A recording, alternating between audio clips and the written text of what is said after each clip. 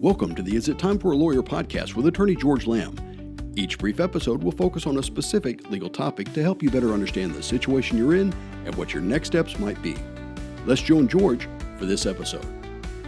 All right, we are back in the studio with attorney George Lamb here in Louisville, Kentucky, and today we're going to transition and talk about relocation and remote work circumstances as it relates to a family law situation, divorce, child custody, parenting time, all of that fun stuff. And this is kind of a continuation of some of the podcasts that we've previously published where we really have been focused on family law issues.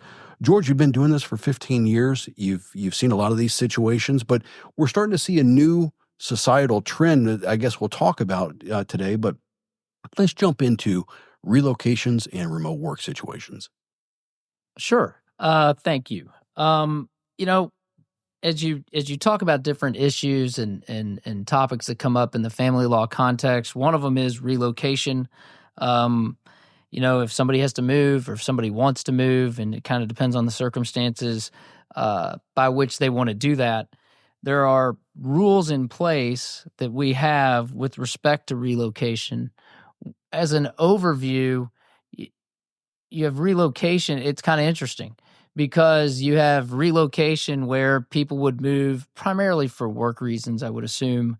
And now you have remote workers. And so how do those fit together? Do they fit together? What's the interplay between them? Remote work being new, relatively speaking. I mean, we've been doing it for, going on a handful of years now. So when you talk about relocation, the question is, what's the standard? And this is pretty common in most family court contexts. It's the best interest of the child standard. And you kind of look at the effect of the relocation on the child or children. However, this one affects the parents as well, even more so, because assuming that people live in the same community or in the same city and somebody's petitioning the court to move, generally speaking, it's going to be far. And so that will impact the child, but it'll also impact the parents. And I think that courts look at that. I mean, they look at how that's going to impact that relationship with the non-relocating parent. And so when you look at some of the factors, and we've gone over them before, as far as best interest of the child, one of them is, the wishes of the child's parents, maybe the wishes of the child. These are generally financial decisions that parents have to make, that they may be compelled to make for work reasons, generally speaking. And so that's a pretty big factor. The question would be, is there an alternative that's least restrictive, really, when you're talking about that? And so you would kind of look at some things, what's the interaction and the interrelation between the child, the parents, the siblings, and other significant people? What extended families here?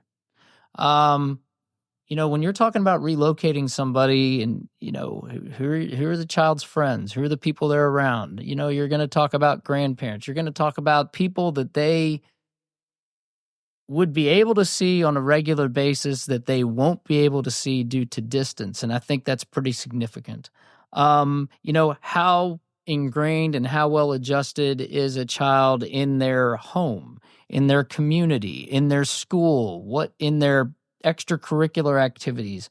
Think about on a day-to-day basis, you're here and now you're not going to be here anymore. And that's very significant because it's one thing to change what you're doing within the ambit of your community, but when you're changing your entire community, then what you're looking at is totally new things. And so, and it may depend on how old the child is,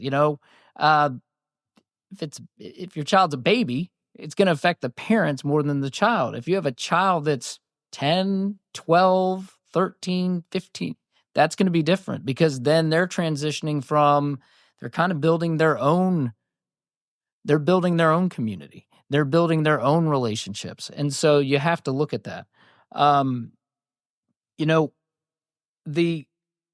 The other part of it is that you would have to say, okay, if I'm a relocating parent, what can I do to keep the other parent involved? And that can be tricky. So you have those things. So the burden is on the relocating parent to show that the move is within the best interest of the child. And these are really tough cases.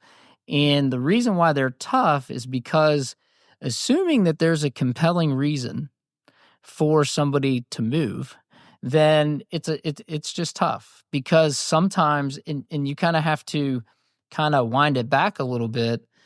Companies used to move people, and they would move people a lot. And so if you have, if you're a parent and you have, you have a good job situation and you want to grow with that company and you're using that to provide for your child, and they say you got to move, how much of that is really your choice? What are your alternatives? And so that's, in essence, why these cases are difficult, assuming that somebody's not trying to use that as a pretext to really move. And so then you kind of have to peel back the layers and see what the true motivations are of people. And it happens. As far as you kind of have to look at the circumstances, you have to tell people what you're doing. And so you can't just up and move. And so, and I'm gonna, as a joint custodian, you're supposed to be an equal decision maker, and where your child lives and spends their time is a pretty big decision. And so you can't just move. And there's rules as to how you have to do it. Okay, you have to give notice. If you're a sole custodian, you might think, "Yep, I can move." Not necessarily, because you just can't do that if you're going to totally frustrate your parenting schedule with your co-parent. You would think that I don't have to ask, I'm the decision maker, except there are limits to that. And so when you look at these things, there's certain things that you're supposed to do technically. You're supposed to give notice. You're supposed to, there's a whole procedure where you have to give notice. You have to put, where you're going to be, when you intend to do it. People have an opportunity to respond. They can object to it. They can contest it. You can end up down the road at a hearing going through all the reasons why this relocation should or shouldn't happen. Well, that makes sense. And ideally, the parents may be able to reach an agreement and work it out. I mean, ideally, that's a perfect scenario. It's not always like that, though, and I understand that. And that is it possible for a judge to say, no, you can't relocate? I mean, does that ever really happen? Sure. I mean, yeah. I mean, the judge has to make the decision, and not everybody can agree. Sometimes these things are difficult. It kind of depends again on, how will this affect custody? Because if you're moving and sometimes something sounds like a relocation and it might halfway be a relocation, but it's not really a relocation. We live in a pretty big community here, a pretty big surrounding area. If you move across the river, is that a relocation? Kind of. Could you still see your child every day? You could. Would it be more difficult? Yes. So if you live in a larger metropolitan city and somebody moves cross town, you have areas in this city. If you live in Oldham County, which is one county away from Jefferson County, but say you live in Goshen and somebody lives in the South End, that's like 45 minutes it could be. You haven't relocated necessarily, but you can have some difficulties with that. So you kind of have to look at, are you moving cross town or are you really moving? Do you have somebody that's in Kentucky, in Louisville, that's moving to Nashville?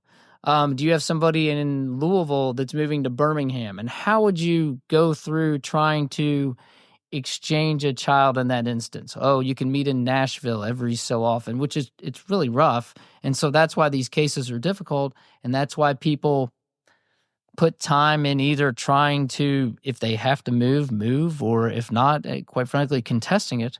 And then you have to, so as you look at the distance as to what goes on, you kind of have to look at the trend of 50-50 parenting time. And so how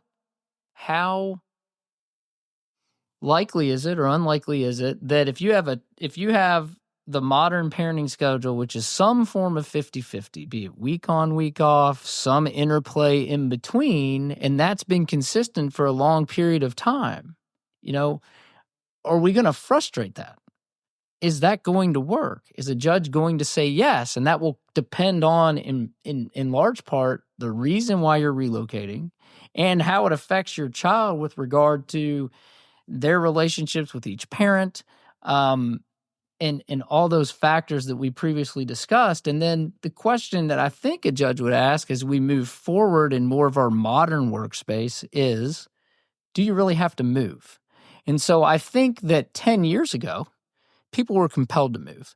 And I think now, you have remote workers, which is new, which is a fluid situation. Heck, it comes up in just people are working from home and they're parenting from home while they're working. And so a lot of parents have even more exposure to their children now than they did. They're not even necessarily going to daycare. They're with them more. And so that would be, in my mind, an argument against relocating, because I think some of the familial relationships due to remote work, I think that people are closer with their kids than they used to be. And then the question is there another alternative other than moving? And so you have to consider, as you look, if you're paying attention, there's all sorts of people that are changing careers and they're literally not leaving their house. And so how much relocating is really being done now? And as we were thinking about this topic, and you think about the shift to remote work, where are they going to go going forward? And the answer is, don't really know. But I think that the courts are going to say, is there another alternative? And so when you talk about these things, that's kind of what I think comes up. It's not just relocation anymore, because I think that people can get other employment if they have to, because that's usually the motivating force right here at home where they already are. Well, I know my father lived in a different state. He lived in South Alabama, and we lived here in Louisville. My parents worked out a deal where my sister and I just went down for the summer, and that was workable for us. I mean, that's just what we grew up with. So there's all sorts of different agreements that, again, the parents ideally can reach, and that keeps it, possible. It keeps it moving forward without one person feeling like they got completely slighted. The other question that always comes up when we get to this type of a topic is, well, if I'm the parent with whom the child actually lives the majority of the time, and I'm choosing to relocate, isn't there an option just to, the other parent becomes the primary resident parent at that point? I mean, that's an option, I would think. I don't think that there's any option that's not on the table. But going back to your other point, if you're relocating and you can't, in the circumstances are such where one parent is seeing, and usually it has to do with school-age children, because they can't go to school. They have to go to school in one place. So let's picture a school-age child. Parent relocates. We'll use your example of South Alabama. Okay. So that's far. And I don't think you're doing that every other weekend. Hard to commute that one. So, picture every other weekend, if that's what it is. So then you have to think, okay, how would this get adjusted? Extended breaks during school, a lot of the summer. And then what it leads to, and it depends on how far. Let's just say it's not a drive. Let's say it's a flight. And so it can also impact kind of the topic that we talked about in the last episode, child support. And so depending upon your situation, if it looks like there's going to be a move, what you can do is you can kind of be creative and say, okay, maybe we won't have child support flow from one to the other, but then because you're going to have additional costs, there are going to be transportation costs. Absolutely. And so what happens is that maybe if you can reach an agreement on it, and you may not be able to, maybe you say, okay, we're going to shift some of these traditional child support costs to more transportation costs, because at some point you're going to have to get this child, depending on how old they are, you have to have an adult fly with them. And so, or you could. And so how many plane tickets does it take to do an exchange? And then if you're the relocating parent, I think what you would have to anticipate is that during the extended breaks, you're going to see your child less than you would, because, you have to make adjustments to keep that timeshare as equitable as you can under the circumstances. Yeah, that makes a lot of sense. George, this has been a lot of good information because I think that, again, when you're filing for a divorce, going through the initial process, that's for what's going on right now. This is something that can develop in the future that maybe hasn't been anticipated during that conversation. Maybe it has, but this topic comes up. And if you're thinking about relocating, if you suddenly are faced with a situation, I need to relocate for whatever reason, you ought to get back in touch with an attorney. And George, what would be the best way for them to contact you? The best way to contact me would be by my cell phone. It's 502-640-9797. You can email me at george@lambandlamb.com, and I'd be happy to talk to you about any of these issues. Outstanding. George, thanks for your time today. I appreciate it. And listeners, I hope you found some good information here. I want to encourage you to take a look at all sorts of different previous episodes that we've done. For the most part, these have all been in the area of family law, but there are a lot of different layers to family law, obviously, and hopefully this has been some terrific information for you to review, to listen to, and to consider. And ultimately, when you have questions, give George a call and see if you guys can't work it through. So, George, once again, thanks for your time, guy. We'll see you back in about 2 weeks. Thank you. Take care. Bye-bye. Thank you for listening to the Is It Time for a Lawyer podcast with attorney George Lamb. We hope you found the discussion informative and helpful. The comments George made are not meant to be legal advice. Listening to this podcast does not establish an attorney-client relationship. However, if it is time for a lawyer, George is ready to listen. Be sure to share this episode on your social media. George will be back in 2 weeks with his next episode. Thanks again for listening.